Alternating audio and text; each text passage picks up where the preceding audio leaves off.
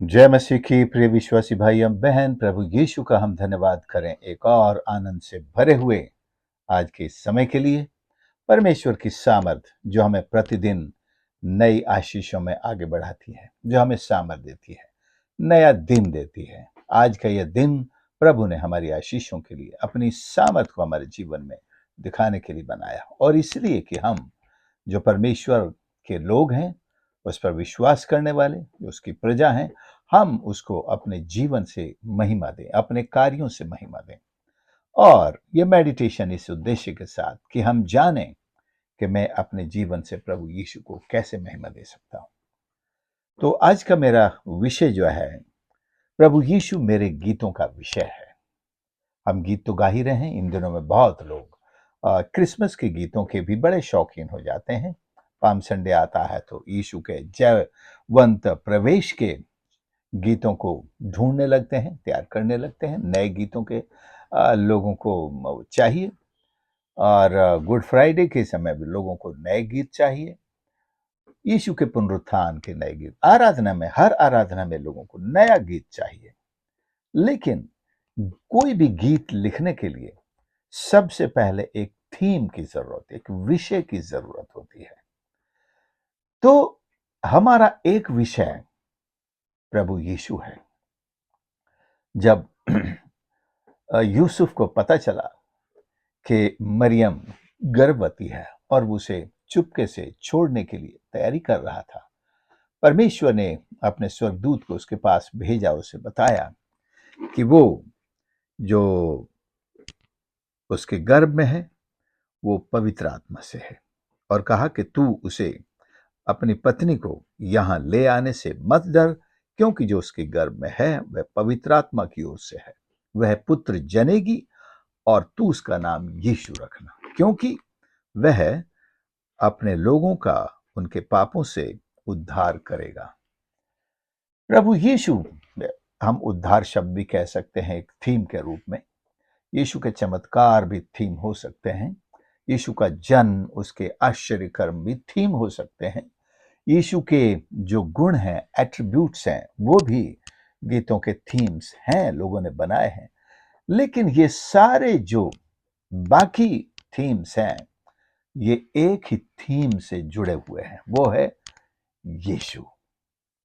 यीशु एक ऐसा थीम है जिसमें जीवन से संबंध रखने वाले सारे थीम्स, सारे विषय आपको मिल जाते हैं। आप कौन सा विषय चाहते हैं यीशु के बारे में गीत गाना, लिखने के लिए, आपको यीशु नाम में ही वो सारे थीम पूरे होते हुए दिखाई देते हैं। तो गीतकार ने जब ये गीत लिखा, मेरे गीतों का विषय तू मेरी आराधना, तेरी महिमा मुझसे होवे, ये मेरी है कामना। तो सच में तू मेरे गीतों का विषय, परमेश्वर प्रभु यीशु ही हमारे हर लिरिक्स का विषय है, सब्जेक्ट मैटर है, या थीम है। इससे बड़ा थीम सारी दुनिया में दूसरा कोई नहीं है। सेक्युलर वर्ल्ड में भी बड़े फेमस गाने लिखे गए हैं, गाए गए हैं। कुछ अपने शब्दों की वजह से फेमस हुए हैं, कुछ अपने धुन के कारण इतने फेमस हुए हैं। लेकिन कुछ भी मिला करके यीशु के नाम जो है सारी दुनिया के उन गानों में सबसे श्रेष्ठ थीम है। मुझे नहीं पता कभी कोई ऐसे थीम के ऊपर कोई इनाम दिया गया हो, the best theme of the year, the best theme song of the year. शायद फिल्म जगत में ये होता है कि वो लोग बेस्ट गाने पर या गाने के थीम पर सबसे उत्तम होने का इनाम देते हैं। लेकिन स्वर्ग में भी यही विषय सर्वोत्तम है, जिसको परमेश्वर, सारे स्वर्गदूत पसंद करते हैं। वो अपने लोगों का उद्धार करेगा। तो स्वर्ग में ऐसे ही लोग पहुंचेंगे जिनकी जिंदगियों में प्रभु यीशु का नाम उनका थीम सॉन्ग है, उनके गीतों का विषय रहा है।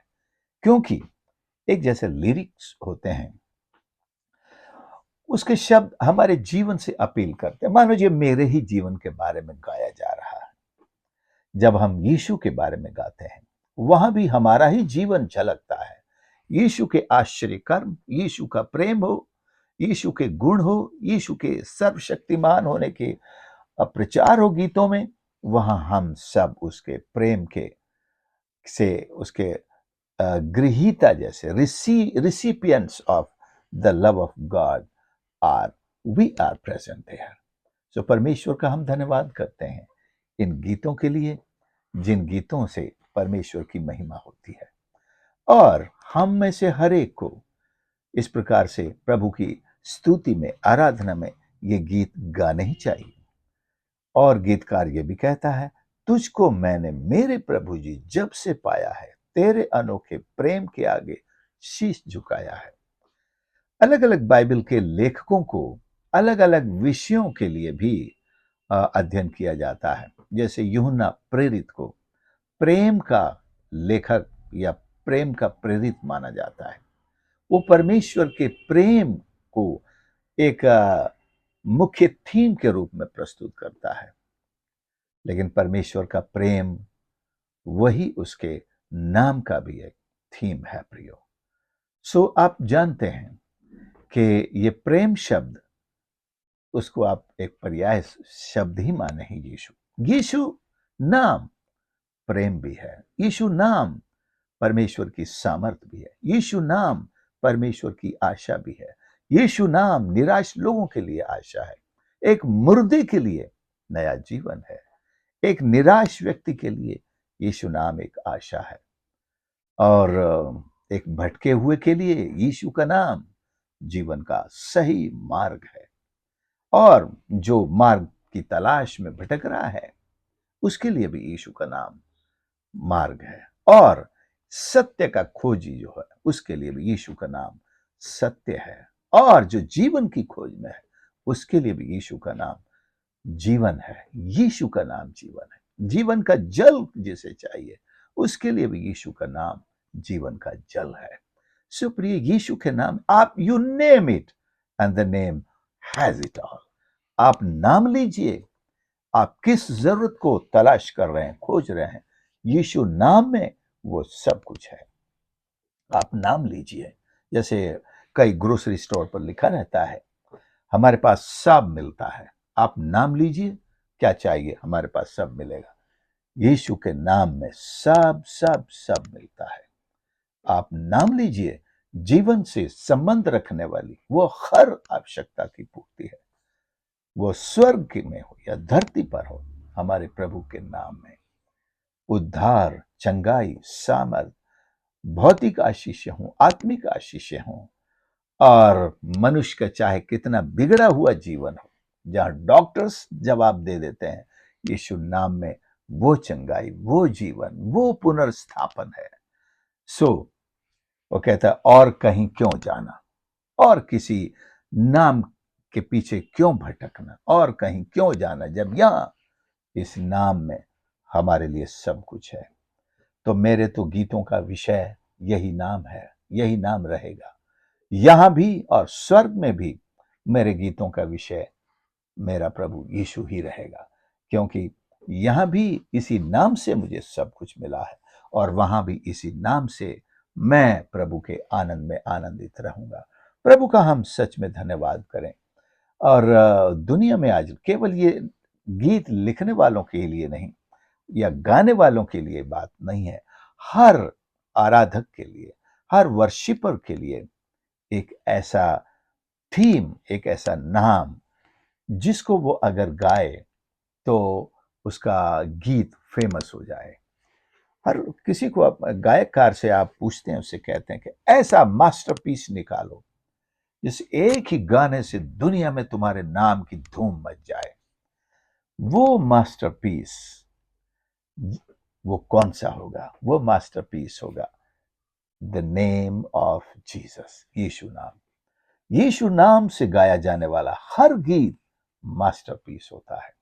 अगर आपसे कोई पूछे आपका मास्टरपीस क्या है, तो मैं कहना चाहूंगा यीशु का नाम हमारा मास्टरपीस है।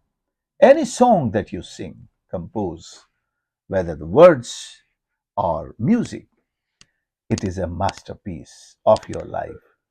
The theme, the name of Jesus is a masterpiece. Do you have this masterpiece in your heart, on your lips? क्या आपके हृदय में ये मास्टरपीस है? आपके होठों पर ये मास्टरपीस है? क्या आप मास्टरपीस गाते हैं? आपका ये गीत केवल इस दुनिया में ही नहीं, स्वर्ग में भी पसंद किया जाता है. People will love this song here on earth. They will love the angels, and our God, our Father, will love the songs which has the theme is Jesus. The theme will be loved by the Father wholeheartedly. So, why sing the sad songs of this world, the entertaining songs of this world that really do not mean anything to our lives or to the life of our Lord and Savior Jesus Christ? न तो हमसे इन गीतों का कोई ताल्लुक है, न हमारे प्रभु से इन गीतों का कोई ताल्लुक है. एक गीत है, वो है यीशु के नाम से रचा गया गीत, जो सारी दुनिया का मास्टरपीस है.